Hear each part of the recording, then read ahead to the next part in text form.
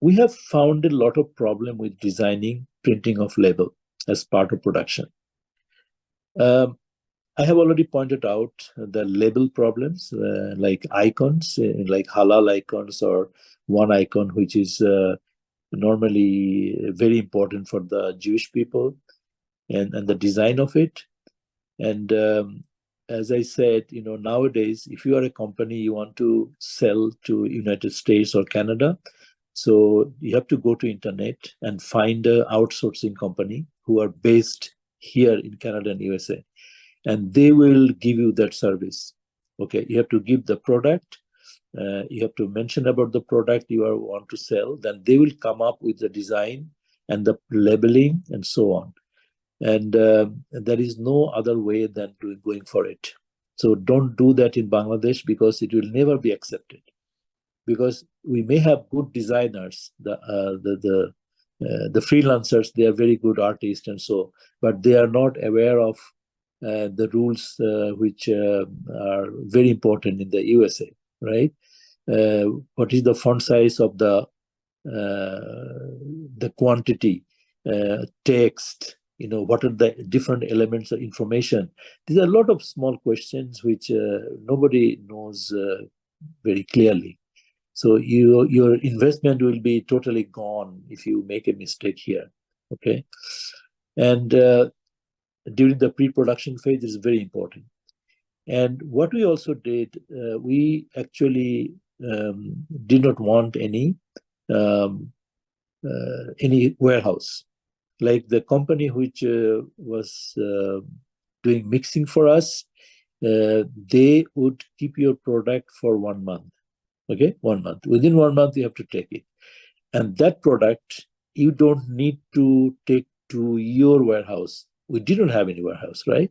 So we wanted that this product are directly sent from the mixing company to the retail house, so that you don't have to have your own warehouse.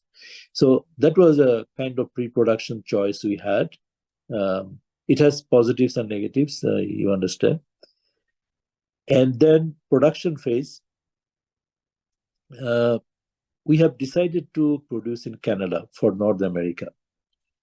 Why? Uh, because if you produce your spice in India, you know how many certificates you need for the quality control department, government lab certification. There are a lot of agencies, which must certify that the product you are exporting from India, which is spice, to Canada, is a good quality.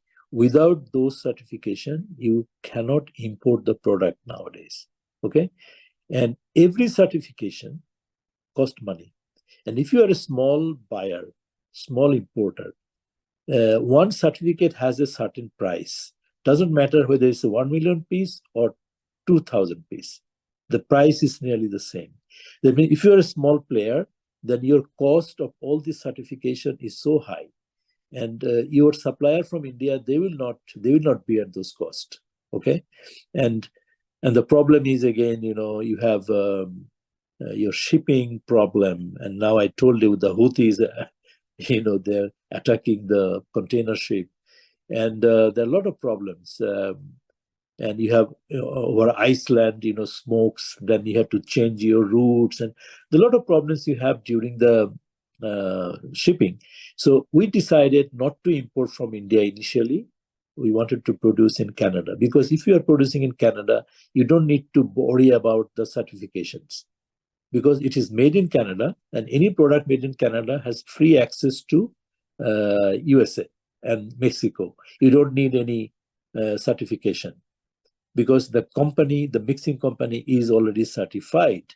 So in order to avoid all this problem, we wanted to start our business doing the production in Canada, even though we know the cost is much higher than in India. Okay, so we avoided transport cost, tourist cost, and compliance cost by producing in Canada. But definitely, we have paid a little bit more than in India. Post-production phase, what happened? Uh, you know, after having produced, and the product was lying 30 days already with the mixing company.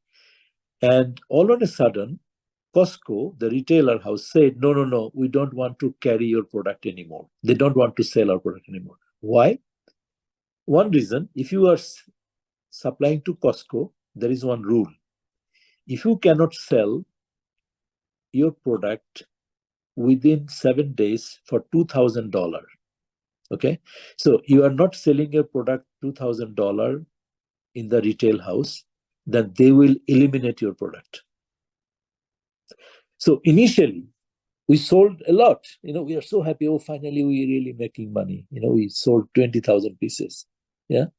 And then all of a sudden, there is no more buyer. So what happened? We came to the realization that the white people, they love this product and they bought it, But these white people, they don't cook every day, They have bought one bottle, 240 grams, and I think they need a year to finish it. And they would not buy again.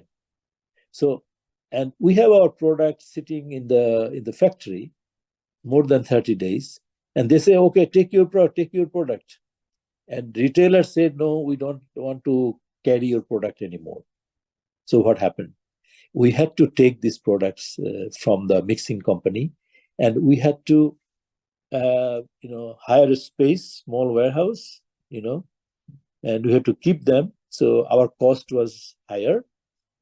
And then we said what to do with the product. After 1 year, the shelf life will be gone. Then we started fulfillment. That means we wanted to deliver on our own, local grocery shops and so. And believe me, my friend, the Indian friend, he had to pack the spice bottles in his car and bring to local grocery shops. And these local grocery shops, among them many Bangladeshis, they are such a bad paymaster. Indians, Bangladeshis, they don't pay easily, the grocery shops. The best paymasters are Afghans and Sri Lankans.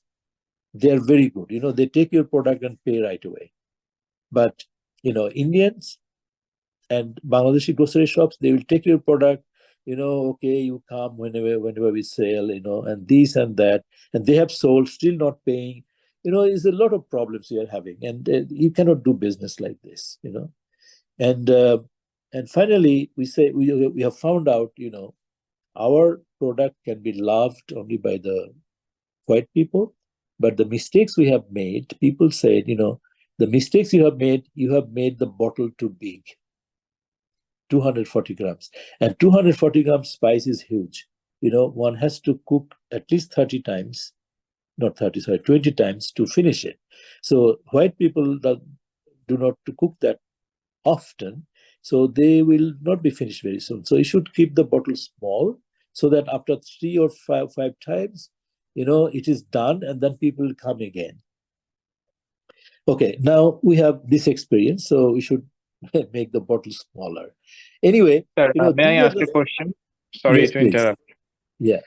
Okay, sir. Definitely, you have an earlier analysis about your consumer, who are going to be the potential consumer, whether they will be the natives or the Indians.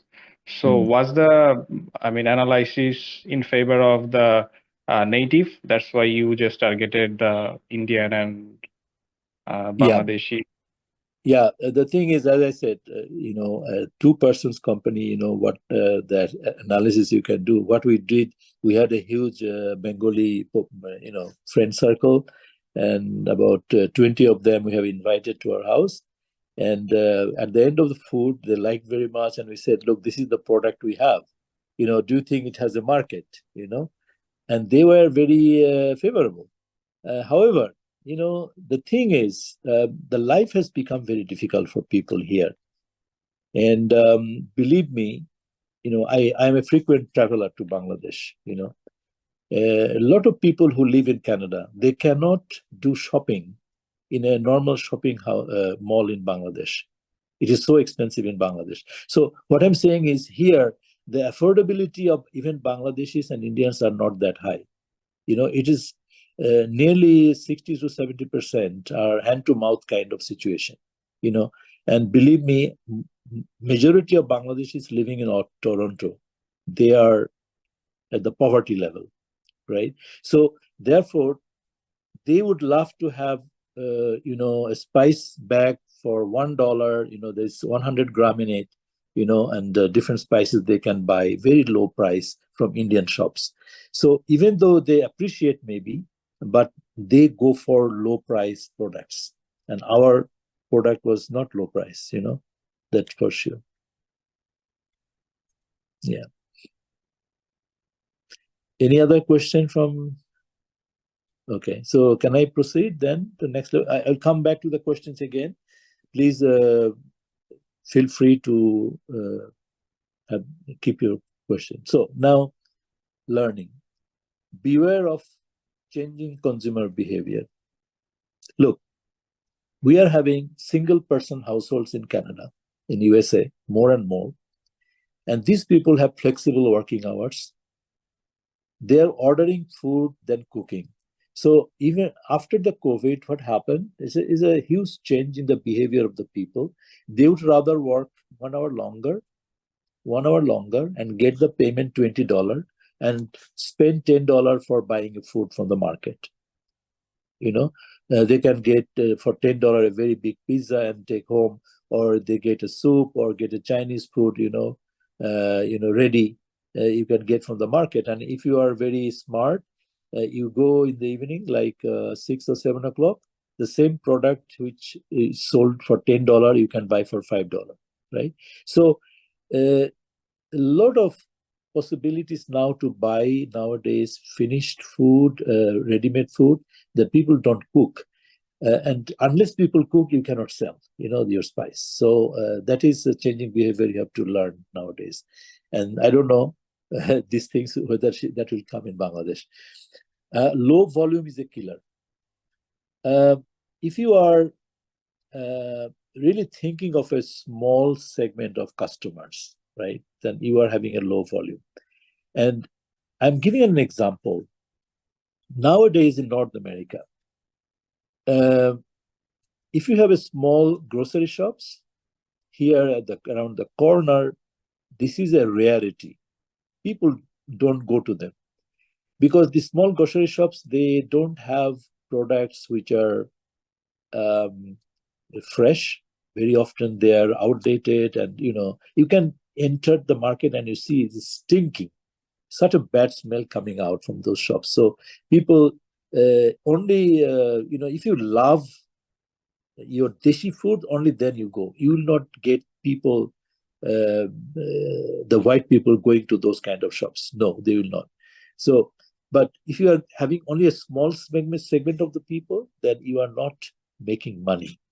Don't think that people are making a lot of money here. So who are having small business. I know them. So low volume is a killer. And if I want to go to a big buyer, like a big shopping mall, they will say, okay, you are intermediary, I don't talk to you. Okay. If you are an agent of a big company, then talk to us. Okay. So this is how you are out. So become a representative of a big player. Otherwise, you don't have any future. There is a company like called Cisco. Cisco is a company. They are based in Toronto, in the USA, and they control the supply business in North America. You can buy from them thousands of products, yeah, and they buy directly from the manufacturers, and they supply all the hotels, all the restaurants, in big quantities. So we started to talking that company to Cisco and said, look, we have a product, why don't you buy from us? Then said, who are you? They say, we are a kind of trading company. No, if you are a manufacturer, then talk to us.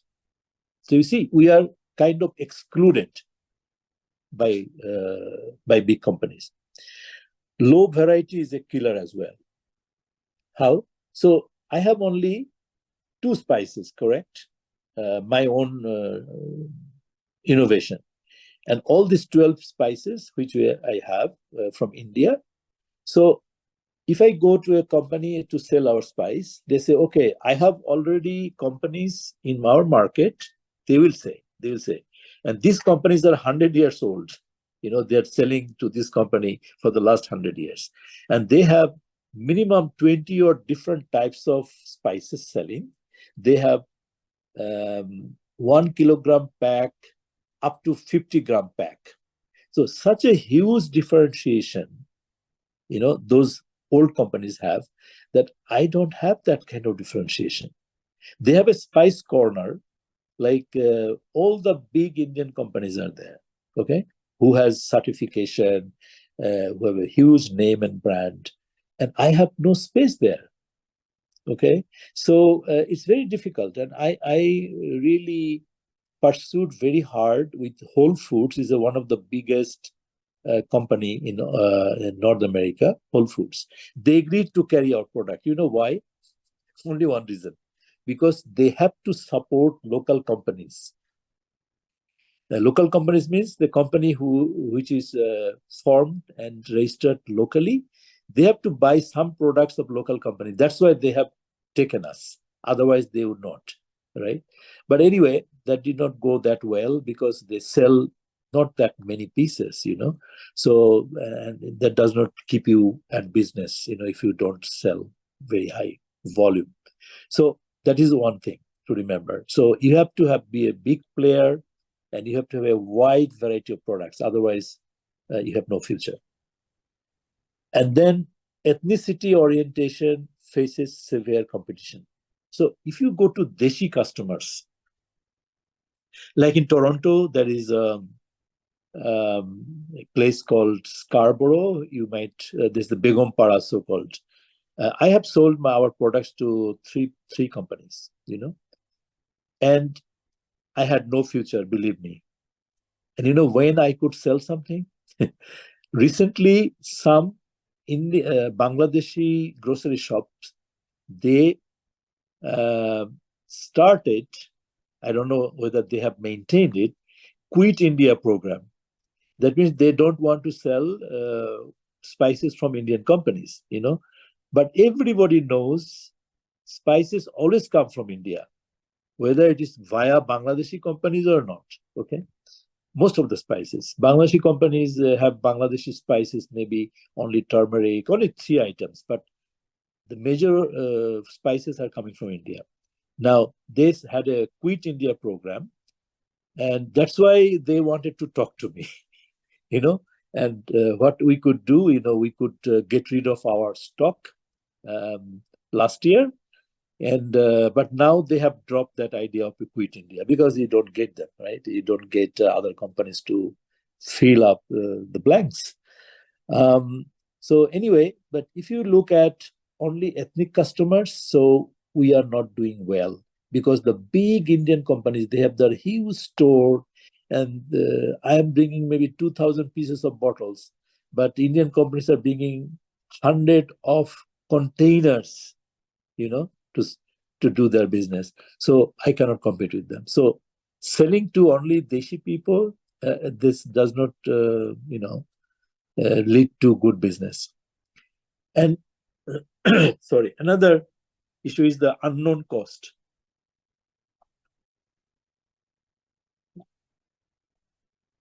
Sorry, unknown cost. Even as a professor of business, knowing very well the costing and the production, and having lived nearly half of my life abroad, and living in Canada for 17 years, even I was not aware of many unknown costs to calculate for my business. Because if you don't know the cost, you cannot do proper pricing, right? And you cannot easily fix your margin. So what I found out, there are not a lot of unknown costs which will kill your business. Let me give an example. Like, you want to send products to a retail house. Then they say, okay, I order 2,000 pieces, and you have your, packs, and you can just send it to there. No, they said, no, I will not accept that way. If you sell products to our company, you have to use a specific pallet. I hope you know what pallet is. Pallet is a wooden structure where your product will be stapled, okay? Okay. So they have a specific size pallet which we have to use. You cannot use anything what you have. Okay. And if you go for that pallets, you have to rent those pallets, and every pallet has a rent. Okay. And that means we have to throw our all pallets which we had. We have to rent the pallets which were suggested by them. Correct. So this is one thing. And then product registration. Okay. Initially, product registration, that would cost us $2,000. Okay. And we wanted to register, and our lawyer said, okay, we paid $2,000, and our lawyer said, okay, we have no problem with that. You can already start producing.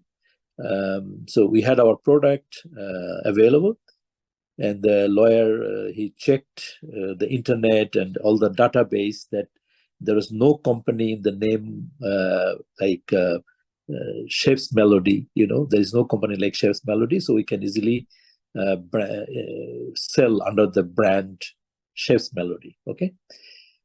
And then we got a letter from the lawyer.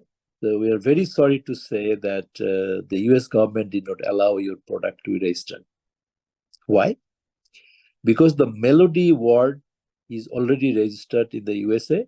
There is a Turkish company. And when the company registered in the USA, they had a lot of product in the list. And Spice was one of them. Okay. Since that Melody company also sells Spice, we cannot use this word. And think about it. We already made the product. We had our, and it was ready to sell, and we fell from the sky, and maybe this has been unprofessionalism, but we relied on the lawyer because he said, look, he checked everything and so on. And we appealed. We said, no, our brand name is Chef's Melody, not Melody. And that specific Turkish company, they don't sell spice. They sell only chocolates. Then the US authority said, no, you still cannot, because that Turkish company can on one day start making spices, And if I do business very well, the Turkish company will come, okay, you are, doing some, you are violating the property rights. You are using our brand, then you have to pay a lot of money. And believe me, we were always in tension, when this Turkish company will come and ask for it. So anyway, the problem is the product registration is a huge thing. These are costs of appeal. And when our product was not registered, then we have to find a new name. And again, we are not sure whether it will be registered. So this is a kind of very difficult situation, So that is kind of unknown cost we had. So please be careful of that if you go for any product in the future. Then the software cost. We did not think of this cost, because if somebody orders a product, we just send the product to them and submit an invoice. That is normal. And but our buyer said, no, that doesn't work that way. You have to buy a software from that specific company, and that company will have a website, and they order through that website, and we have to respond to that order through that website. And there will be an automatic accounting process and billing process, invoicing process, and so on. And that means we cannot issue any invoice from our computer with our own accounting software. No, we have to accept, sorry, we have to accept the software of the buyer, and you have to pay for them. For example, if I issue an invoice, I have to pay for the issuance of the invoice, $20. And for the receiving of the order, $20. So they are cashing you in many ways they can. And this cost we never thought will touch us in a way. And then, okay, you want to sell, to Costco. And Costco said, no, you cannot just sell to us. You have to have an insurance. If your product does any harm to our customer, and you have to pay for it, right? Otherwise, we don't take your product. But you can go for an insurance. And how much? $500,000,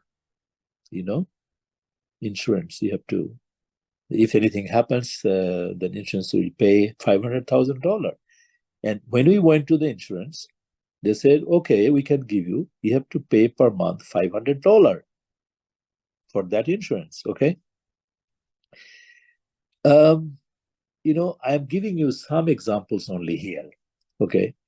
If you go through the value chain from the beginning to the end, believe me, the product cost, the price of the product is really the minimum. All other costs, if you bring together, is so huge that it's very difficult to do business. And this cost you were not aware of when you started the business. And that's why I say tail is longer than the head. So if your head is mixing the spice, your tail is very, very long, is very long. All this cost, if you add together, then it's such a huge amount that it's very difficult to do business and to really fix a price which will give you the guarantee that you are making money. And that's why you have to understand that 12 t-shirts in Bangladesh may cost $16. And if every t-shirt is sold for $10 here, why it is sold for $10? Because there are so many costs along the value chain you have to add together, and I am the witness of that. So therefore, if you want to be an exporter, especially a food item or any item which has a health issue, right? Which has a health issue. And I remember in 1996, I was a translator for a German minister. Because I started in Germany, I was translating German into English. And Mr. Saifur Rahman was the finance minister in those days. And the German minister was saying, look, we love your jute bag.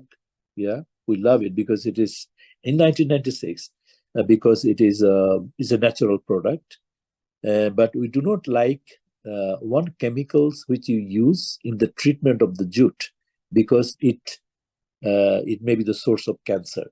That's why unless you change the treatment, we cannot import, jute bags. That was the case in 1996, So, nowadays there are so many perspectives, so many issues you have to remember if you are exporting. People have become more sensitive to products coming from other countries, okay? So, and then manufacturers are more welcome than intermediaries, that I told you earlier. The regulatory requirements, a lot of things. The Europeans, they have recently passed a supply chain policy. It's very, very tough for people like you and me who would like to do a small business. Yeah. So, and the payment morale, I actually talked about that, low among South Asians. I have sent products to Halifax in Canada 1 year ago.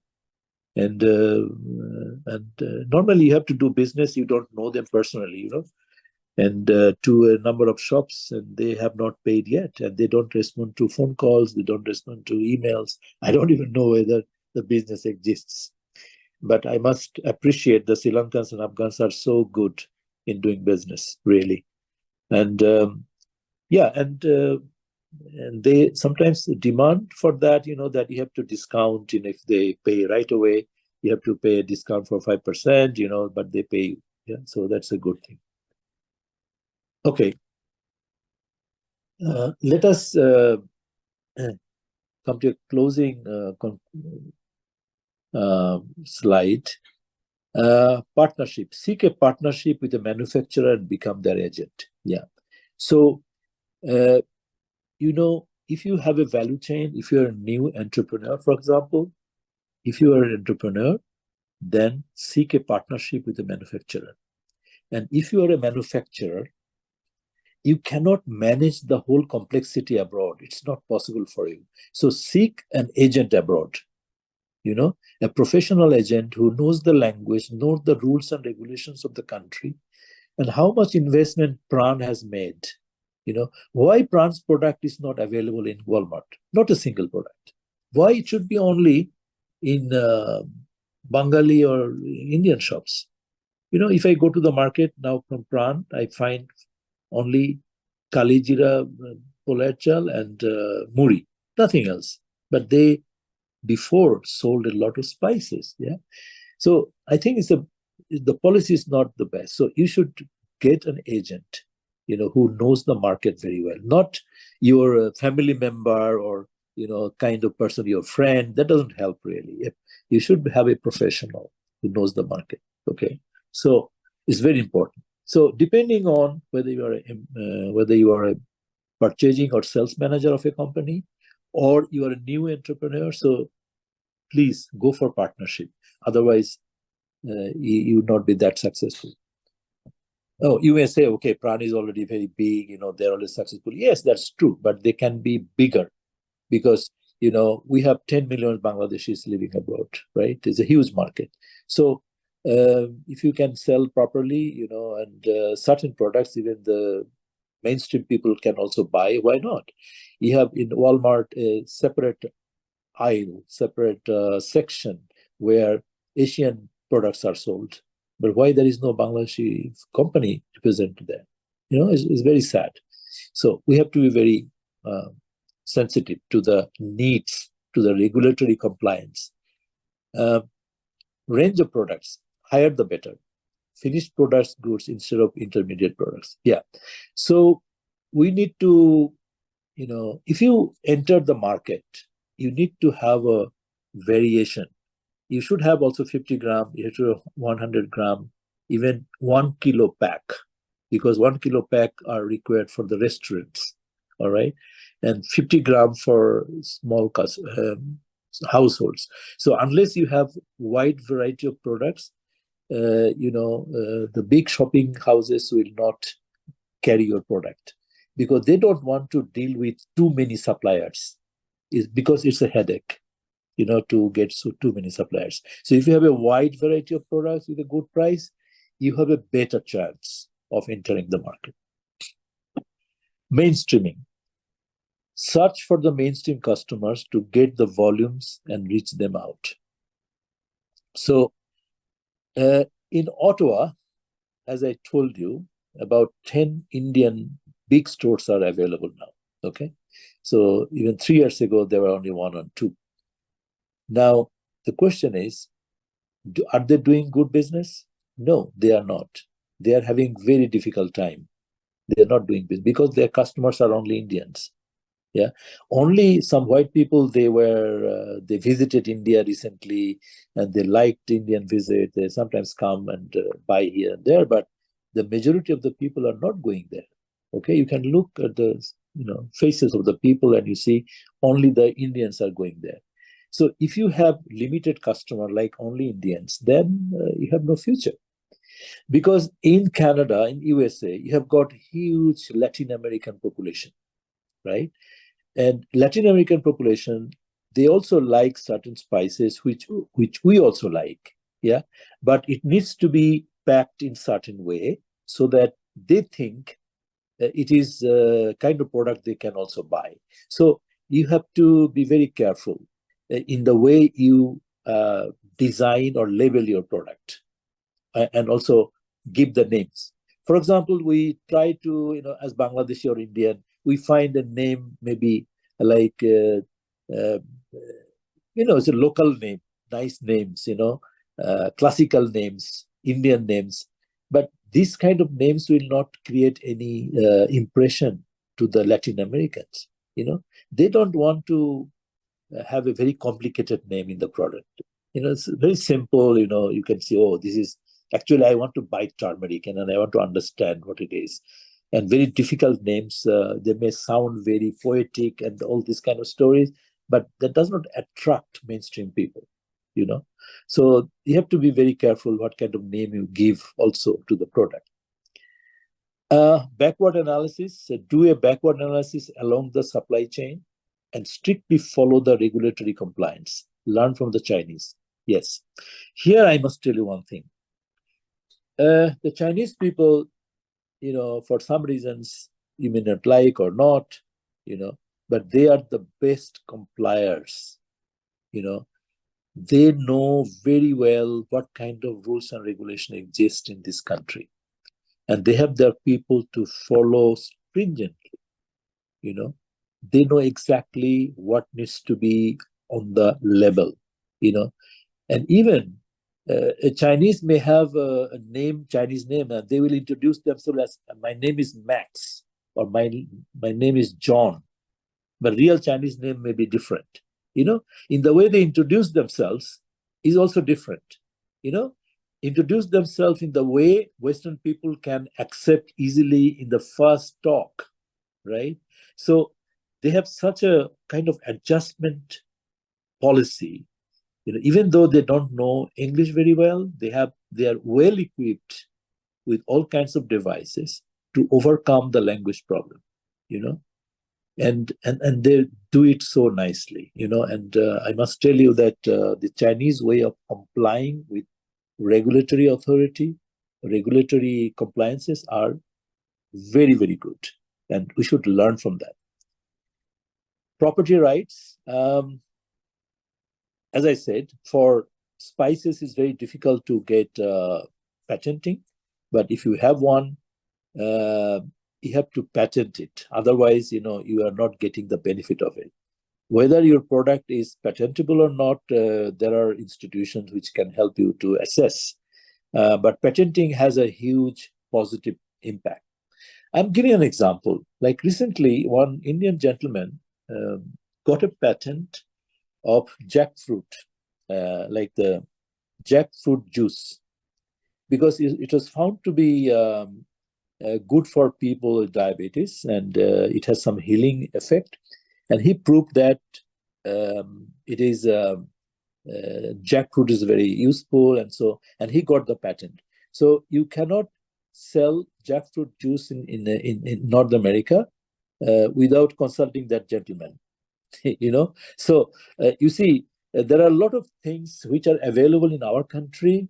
I know from an area, where I grew up, and jackfruits, a lot of jackfruits are just thrown out, because it's so cheap and nobody eats them anymore. And, sometimes people are also ashamed that you have eaten jackfruit, that kind of situation also sometimes exists. But it is so expensive here, it's properly packed, and it is so popular among the Chinese, so popular among the Latinos, and also popular nowadays among the people who have the danger of having diabetes. And that the South Asians are most vulnerable to get diabetes in Canada. So it's a very good product for sale in North America. But tell me, how many Bangladeshis have started with it? No, I don't see that. So you see, there are certain products which we have plenty in Bangladesh, can be patented, but we are not doing that kind of market analysis. Then we should have modern approach to explore customers. Sometimes we have a very traditional way of doing business. Like when I was having a buying house, what we did, we sent samples to Germany, to Spain, to Italy, and they would see our product and then order us. They did in the past, okay? But nowadays, this doesn't help anymore, sending samples. You have to participate in export fairs, in Frankfurt, in Düsseldorf, in New York, Chicago. For spices, Chicago is a big fair. And, it costs $10,000 to participate. We once thought of going there, but, $10,000 a lot of money, to participate in a Chicago fair. And, we couldn't do it. But this is the way you have to do. Because if you go to that fair and you introduce your product, your new product, then the big companies like Cisco or Walmart, they will come and see. And the purchasing managers of Walmart, they will look at your product and they'll talk to you. And otherwise, If I call here the purchasing manager of Walmart or Cisco, I will never go through, because they have a kind of system, you have to leave a message, and if you leave message 100 times, they will never call back. And we called X times and never call back, because this is not the way you do business. You have to go to a fair, or there are some professional companies, they are promotional agencies, right?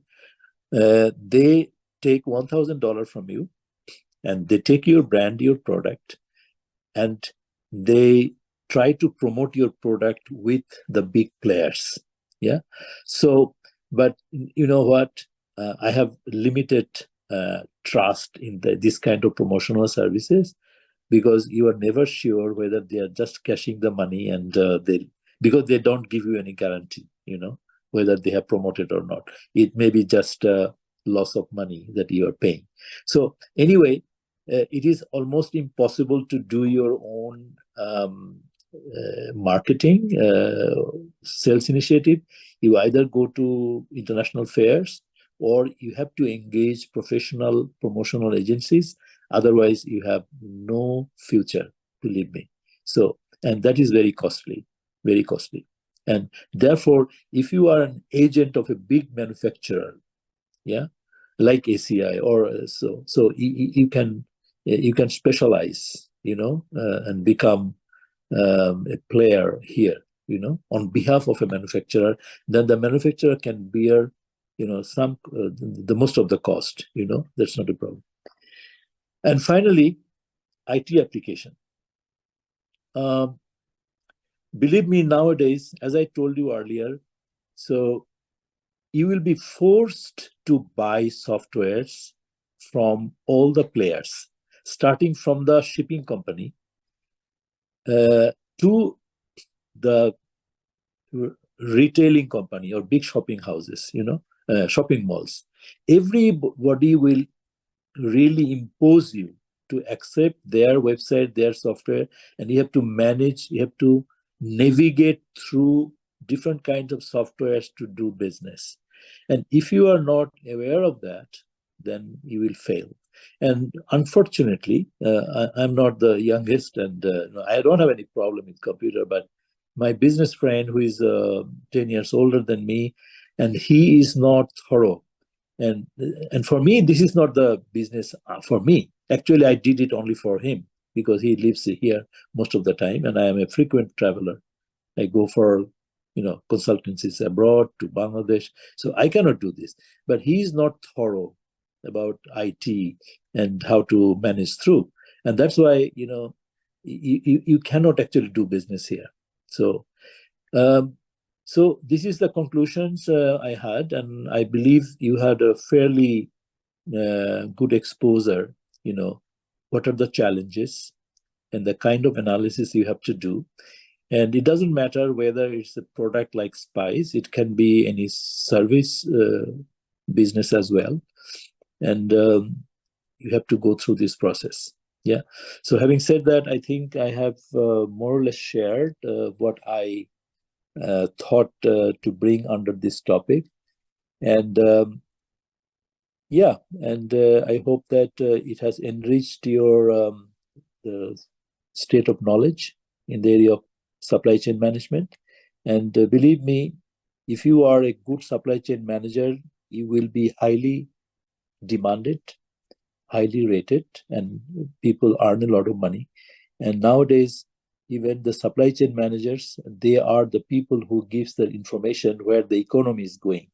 If the supply chain managers or procurement managers, they say, I will be buying more in the future, yeah, then it is considered to be an information that the economy will see a growth.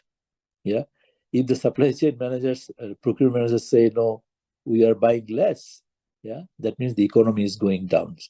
So is a huge, huge opportunity to become a good player, important player in business, in the government, even as an entrepreneur, if you know how to manage your supply chain, if you know how to do the value chain analysis, and so on.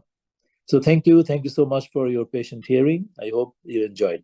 Thank you so much, and I'm open for questions.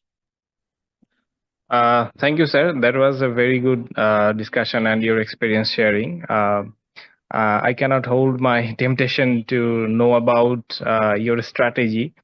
I think all of my friends are also interested to know what are you going to do in future to mitigate your challenges in your business. You are going to escalate it, or you are going to take some new initiative.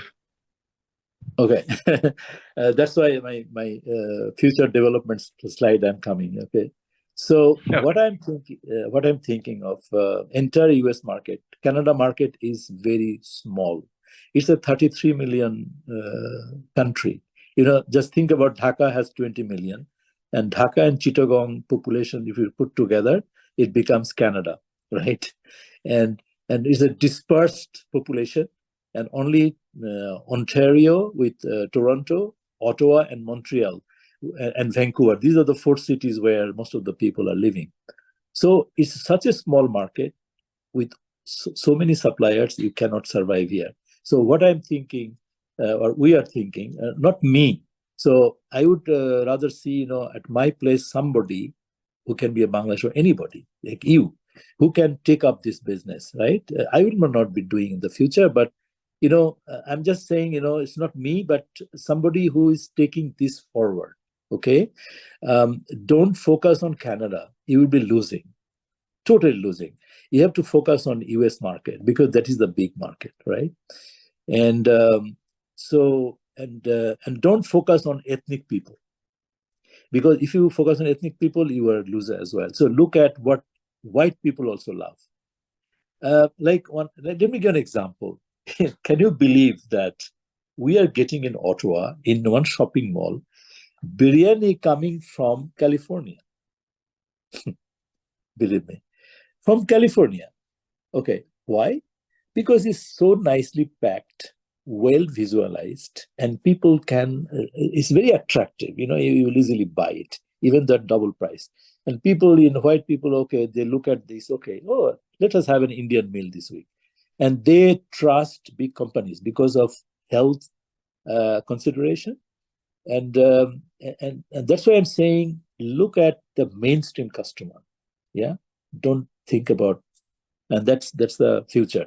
And if I do business in the US, which I am actually thinking of, that I am gradually moving from Canada to the US. My family also moved there, so and I'm really encouraging many friends, just for the sake. If you want to do business, then you have to have your starting point in the US, not Canada. Next, establish legality of your product. Like I said, product registration.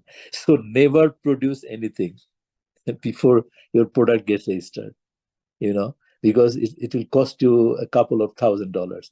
And believe me, all the names are gone. All the names are gone. If you think it's a very nice name, Shurma, or this kind of, because you are from Sylhet, you love the river, but Shurma is already gone, so you cannot take any name. And you know what the lawyer said? Come up with a product, with a name which nobody would think of, and that's why it's unregistered. So and what is that name? I don't know. You have to check. So it's very important what kind of name you give. So in order to save your thousands of dollars, you have to really think about it. So what the name you give. You have to do a lot of analysis, but you have to take a lawyer anyway. You cannot avoid.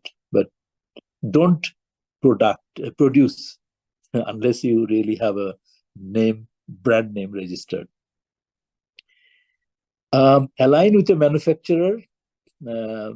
I talk to some manufacturers in India, and they say, okay, we are willing to engage you as an agent. And I have not talked to any company in Bangladesh, though, as I said, a lot of my students are also working in this sector. I can easily access. But the thing is, look, again, if you are not a world player, if you are not looking at the mainstream customer, right, you will not have the volume, because my time is valuable. So if I don't do this business, I earn more. Okay, I earn more. So why should I do this business? Nobody, I don't feel tempted to do this business because I know that I earn more elsewhere. So that the type of thing I'm doing, I can earn more. But I have been doing for my friend. Anyway, what I'm saying is somebody who has to come here and look at it as a full-time business. Not like me. 75% of the time I do some other things, right? So somebody must be doing it as full-timer. Otherwise, it has no future. You have to really do a lot of analysis, visit a lot of people, and be online competent is very important. And become aligned with major distribution companies in North America and Europe. Yeah, through the manufacturers. Take your manufacturers to the forefront. Don't sell yourself, but your manufacturer, and have a deal. But what I found out, the Indian manufacturers who are willing to collaborate with me, they have been trying for many years to do business directly, and they were not successful. Even they were big players in India. So they are willing, but they don't want to offer too much commission. They would offer you only 5% commission. 5% is good if you have a huge customer base, right? But if I calculate, okay, 5%, how much money is that? So for me, it's not attractive. But for a young person who's doing business, started, is attractive. So, but that is very critical that you become an agent of a big manufacturer. Okay. Initially, avoid imports. Yeah. If you do, be open to other countries that you know now. Okay. What I'm saying, as I said, yeah, initially import, because import means you have to have 6 certificates that your product is good, quality is good, the sourcing is good, and all this you cannot guarantee. Like in Bangladesh or India, there is some people are compromising a lot. Yeah. So you are buying certain things that they will say, okay, the product is very good, inshallah, bole dilo. Yeah, you are looking at the criteria, the standards. You are too much depending on some other kind of thoughts. But Chinese people, oh my God, they will look at every standards. So, and that is very important. You are very critical of that perspective. And if you are doing that you are not importing. If you are in Canada, there are a lot of companies here, also manufacturing companies. You can have a deal with them and become also their agent. It's possible. So do business first with avoid imports, and try to learn the business very well, and then you can engage with a big manufacturer from India or Bangladesh, and you have to educate the manufacturer in Bangladesh. Just think about the business we have lost in the shrimps area. Bangladeshi shrimps manufacturer lost the business. Why? Because they have been very dishonest. They have put inside the shrimps, they have through injection, they have put a lot of substances to make it more weight. Yeah. And they have done a lot of bad things. That's why they are out of the shrimps market, even though we have huge, good quality shrimps in Bangladesh. So we have to educate our supplier. Otherwise, you cannot do business. And if you are doing business first here, depending on local companies, then you know the standards, the quality requirements, and you can educate the suppliers in Bangladesh. But sadly, a lot of big companies, they don't listen to you. They don't have the proper quality system. But I must say, a lot of companies are doing very well, and we are doing more and more. However, we could have done much more, if we have been very honest. Okay. Then I'm saying invest in promotional campaigns, accessing specialized services, as I said before. Okay. So, you have, I'm getting per day 10 emails, so somebody saying, hey, I'm giving you a very good design. Somebody says, I'm giving you a very good, introduction to big companies. I know a lot of purchasing managers. So if you pay $1,000, I can help you doing that. I get 10 emails, but many of them are scams. You have to understand. So if your business creates 5 jobs with a minimum investment of $100,000, okay, maybe this is, hopefully it will not misguide you. I'm looking at American visa rules. A lot of Bangladeshi businessmen are using this company, and Indians are using it a lot. If you have a new business in the USA, $1 million investment, and that investment will create 5 jobs, okay? Then you can apply for a US visa, which is E2 visa, okay? And E2 visa allows you to do business in the USA without immigration. It's not an immigration, okay? E2 visa, Bangladeshis can also apply, but you have to prove that you have 5 jobs you have created and you have $1 million investment. So your family can live here and you have US visa, so, but it's not an immigration. So you have to create 5 jobs. So that is possible. And a lot of Bangladeshis are doing it through lawyers. And if you have created 9 jobs and you have $1 million investment, then you are entitled to apply for a green card. So that is also for Bangladeshis is possible. A lot of Chinese, Indians are doing. A lot of them are doing, and they have become businessmen in USA. And believe me, you may have a lot of trust in US development. US is doing fine, and it's a great country. Growth is very good. But if you gather the information, the US bigness or greatness has come from these foreign entrepreneurs. They're bringing in $1 million each, and you don't know how many dollars are coming to US every year. And all the big buildings you say in Miami, in Chicago, or in different places, these are all built from the investment of the people who are coming to this country. And this money was used by the big construction companies, and to make big buildings. So this is how USA is come to this stage. And they still motivate people from India, from China, because they have a lot of money in this way. So, and this option is also open for Bangladesh. So I'm not encouraging you to go for this, but I'm just sharing one immigration rules which we see nowadays practiced in the USA. So this is what my thing. And I personally, I love, Bangladesh very much. I never enjoy staying here very long. I always come to Bangladesh and get the opportunity to do some work. And in the future, I'm willing to do some work for the country and maybe in the economy and having some role in the macroeconomic development of Bangladesh more than in the future. So more than in the past. Sorry. So that's all about me. Maybe my trend of life would be different than yours because your life has started. And as I said, I have lived more than half of my life abroad. And at this point, my intention is to go back and do more for Bangladesh than do something abroad. Thank you.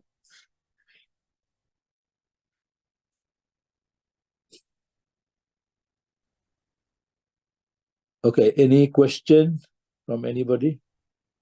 Sir, I would like to ask a question. As you told about some scopes in USA or in Canada or some other countries, currently we are seeing that some investment, some very big investment from big corporations or even big countries in Africa.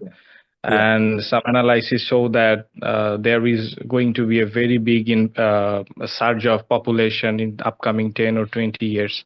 So do you think that Africa can really be a big option, or at least quite a good option for entrepreneur from our country?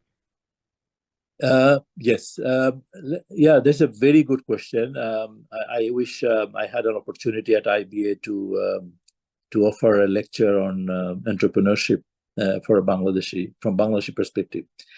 I don't know, many of you must have studied economics. I did my master's in economics as well. I have two masters. So I look everything from an economist and from a business perspective. So, and I was exactly that point talked about. Yes, Bangladeshi, you know how many Bangladeshi entrepreneurs are in South Africa? A lot, a lot. And the newly introduced Ethiopian Airlines in Bangladesh, you know, they are coming to Bangladesh. So why Ethiopian Airlines is in Bangladesh? You know, because there are so many entrepreneurs, they are in Africa from Bangladesh. They are in South Africa. And Africa is the future, you know. Why? Because I'm just telling you to compare the African leadership, the presidents and prime ministers, foreign ministers of South Africa or Ethiopia and so, and you compare with ours and also Indians, you know, you will see how well educated they are, you know, and they are, I mean, when I was in Germany, I'm talking about 1980s, the African leadership was really very simple. You know, they're very basic. But nowadays they have gone to a certain extent. I think in terms of education and the future thinking, they have surpassed us in many ways. And many countries are doing very well, and they are growth-oriented countries. And we, as a Bangladeshi, we have a new generation of entrepreneurs. And being a very small country, we have limited scope for growth. We have limited scope for growth. And that's why we as a company, if we have a garment factory in Bangladesh, why not a factory in South Africa or in Senegal or in Ethiopia? Because our mid-level management, whom we cannot employ properly, you know, they are fighting with each other. But we can take one mid-level manager and send to Africa and manage that company. So we have got in certain African countries, their regulatory system has become much better, and they have access to capital. They can give you land, a lot of opportunities. So we can transfer the skill in Bangladesh and send there, right? And in this way, if you produce in Africa, produce in Bangladesh, you are having a bigger quantity. You can capture market better. And certain certain countries in the Europe and America, they have better tax regulation for African countries than Bangladesh has at the moment, because we lost the GSP, right, in the USA. But certain African countries, they have still. So you can choose those countries where you can do it very well. And Chinese are doing it, you know. Even a small country like the Gambia, which I have visited 2000, you know, I was very surprised to see the Chinese prime minister visiting that country, you know, very tiny country. Why? You know, the Chinese are very good at that. So they identify where you can go and do business. So I think we should open up for other countries as well. And not only that, even in Bangladesh, you can be a Bangladeshi entrepreneur, but you should be open to get products coming from Myanmar, coming from Bhutan, coming from India, coming from Nepal. And you can have a company, you know, in North Bengal or somewhere where you can bringing together the products from different countries, and you make it exportable from Bangladesh. Yeah. So don't think that you have your supplier only in Bangladesh. If you do that, then you remain small. You have to think big. And that is should be the policy of a small country, that you know, that you don't contain yourself on your boundary. Open up your policy in such a way that you draw the primary products from other countries in your country, process it, and make it your product and send abroad.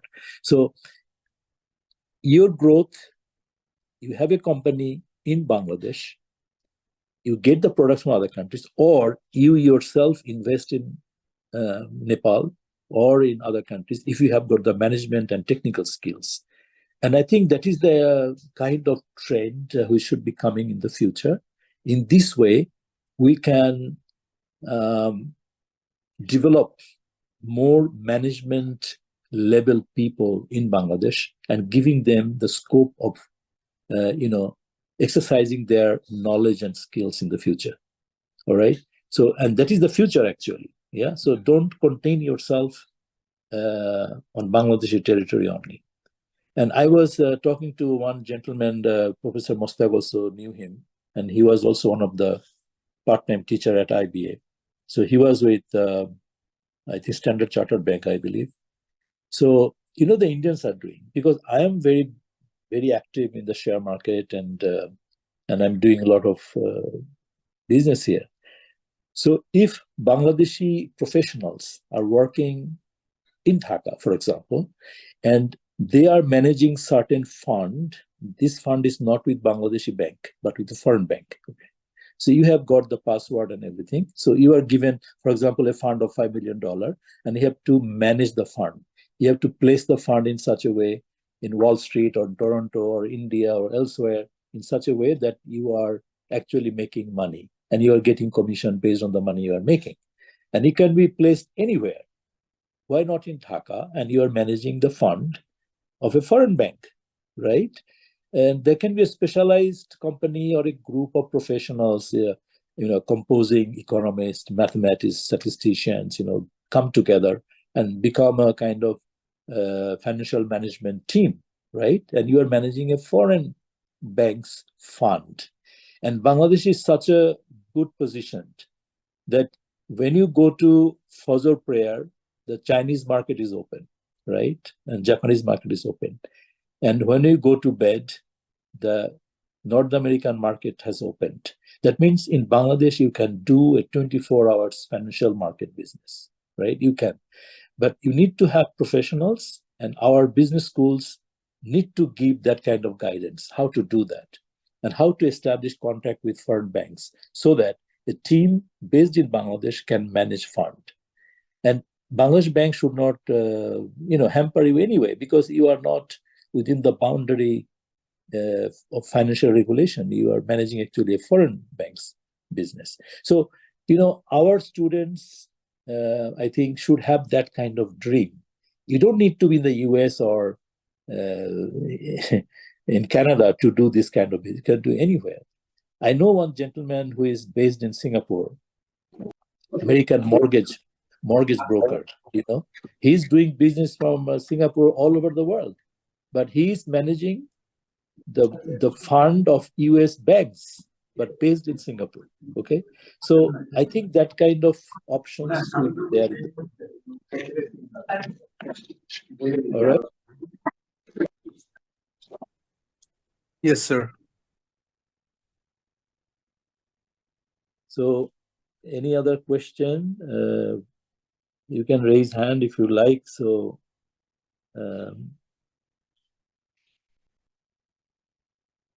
how much time we have left?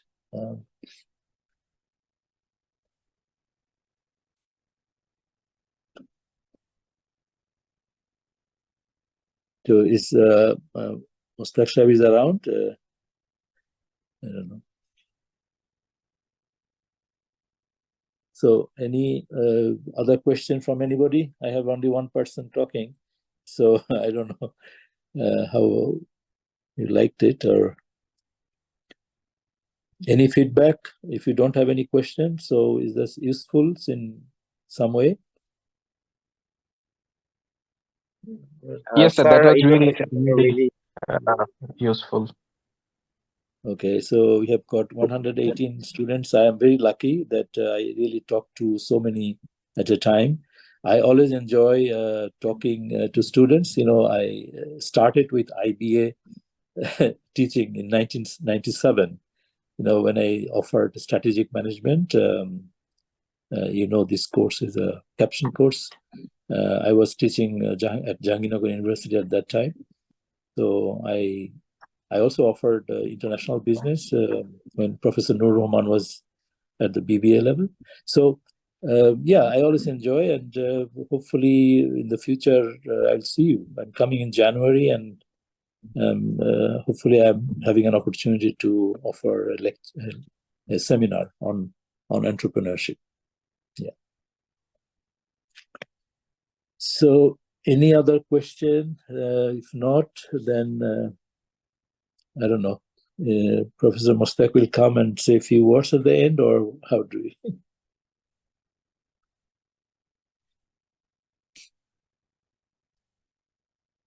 Okay.